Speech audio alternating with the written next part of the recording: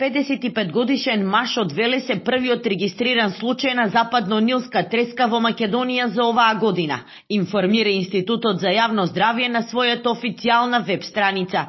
По појавата на првите симптоми биле направени лабораториски анализи, со кои било потврдено присуството на вирусот.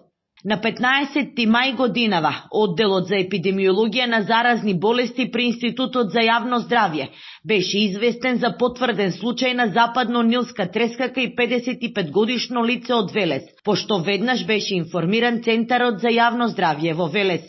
Кај пациентот, првите симптоми започнале со висока температура, осип, малаксаност и нарушена свест. Поради влошување на состојбата, пациентот бил хоспитализиран на Универзитетската клиника за инфективни болести, каде со лабораториски испитувања во вирусолошката лабораторија при Институтот за јавно здравје биле докажани антитела за вирус во ликвор, стои на официјалната страница на Институтот за јавно здравје.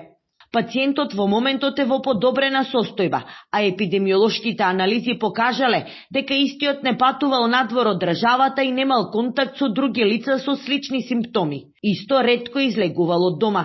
Западно-нилската треска во Македонија се појавува спорадично, а поради зголемената активност на комарците, можно е да се регистрираат и нови случаи, наведуваат од Институтот за јавно здравје на својата веб страница.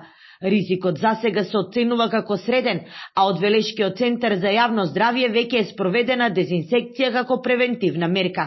Во текот на минатата година во Македонија биле регистрирани 2 пациенти заболени од западно-нилска треска, додека во Европа биле евидентирани вкупно 1112 случаи.